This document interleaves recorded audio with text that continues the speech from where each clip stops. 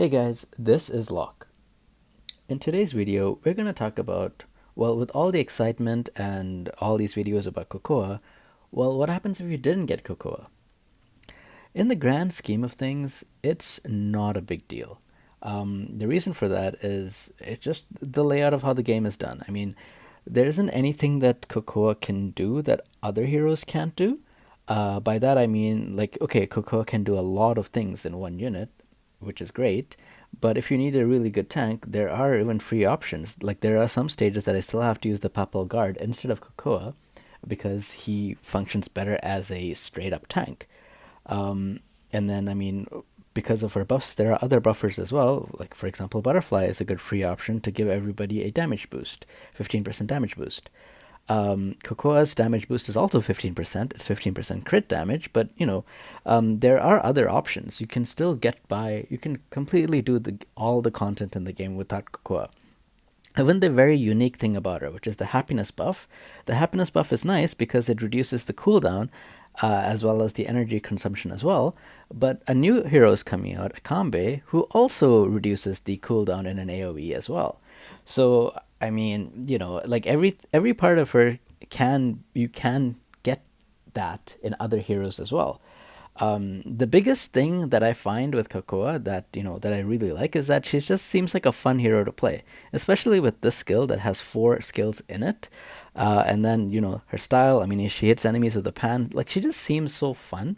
And so yeah, if you don't have Cocoa, like you would miss out on the fun of Cocoa, I guess, right? But like structurally for the game, I don't think that you're going to be like it's not like your account is screwed up or something, or you're going to be missing out so much. Like there are other heroes that can do similar things, and every new hero that's coming out seems really strong anyway. So if you didn't get Cocoa, you'll get the next one. Like say you pulled for her and you pulled 100 times, and you still have 80 to go, and you're sad that you didn't get her. Well, the next debut hero that's coming out, you're going to only need to pull 80 times, right? That's the nice thing that I really like about this system. Um, and that the debut banners carry over, the pity of the debut banners carry over. So for sure, you will get a debut banner. So that's actually why I don't even mind pulling for a hero. And if I didn't get it, I'm not that disappointed because it just means that I'm that much closer to getting the next hero that I really want. And something that I really like about this game is that if you didn't get a debut hero, they actually get added to the general pool. So in a lot of other games, there are heroes that are released, and after they're released, you have to wait until their banner is up to ever get a chance of getting it again. For example, Honkai Star Rail. In that game, like there are the standard heroes which go in a standard pool, like like a pool like this, but the debut heroes or like the banner heroes, they're not. They're all limited heroes. So if you miss one of them, you have to wait for whenever they're on some kind of banner to get them again, which is terrible. But in my opinion, anyway.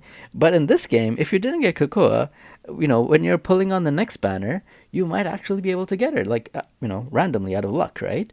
And that's the reason why I actually keep strongly suggesting to only pull on the debut heroes and not the dual banners, because if say the next hero that's coming out is Akambe, right?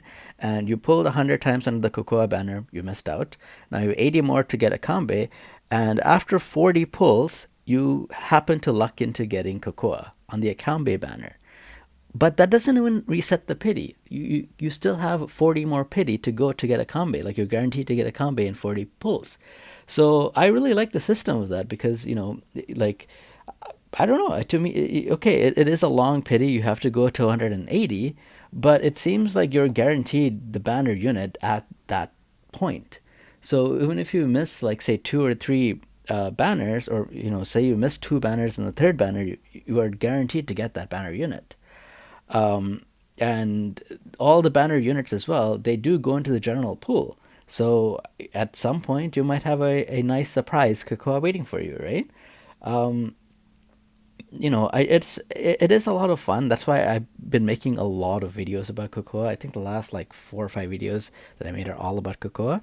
And She's a very fun unit, not gonna lie. She's a lot of fun to play, and she has a lot of things that is in one hero.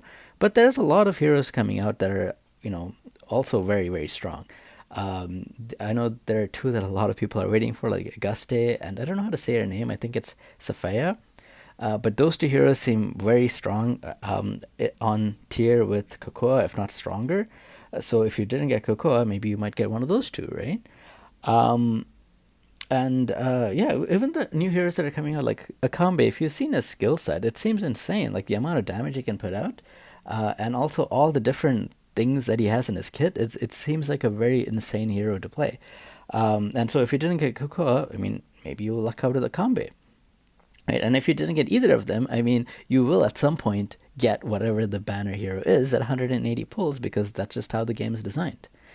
Um, so I mean, that's what I wanted to make this video about. I didn't want people to be like so depressed or something if you didn't get Cocoa, because there isn't there isn't it's okay. Like, the game can still be played. You can play the game with like only like rare units as well if you want. Like, people have done that. They've done the hardest contents with that. But everything that is in Cocoa's kit, including the energy regeneration, because you can get energy from heroes like Gloria, or even budget options like Candlelight. Candlelight has a skill, this one, that restores one energy. So yeah, I mean, that's what I wanted to say. If you didn't get Cocoa, don't be too depressed. You'll get the next one, because that's just how the banner goes. And if you didn't have her, again, in the long run, it's not that big a deal, in my opinion. The game can still be played. You're not missing out on some huge thing. You're missing out on a lot of fun in the meantime, I guess. But because she is a fun hero to play, but in terms of the progression of your account, I think it's okay. Like, I don't think it'll be that, like, such a fatal mistake. If it is, I mean, people make videos that way. They'll be like, you must pull this, you must do this, otherwise your account is totally screwed. And I can say for sure, I've never seen any video, not even one video like that says that this is a must pull that you have to have no matter what. I've never seen anything like that. I haven't seen a video like that for any of the heroes in the game, to be honest. So that just shows that there's a lot of playstyles available as well. Um, so anyway, I just wanted to give a little bit of encouragement to people that, just did not get Kukua. So that's it for this video. I hope you guys have a good day, and I will see you on the next one. Take care.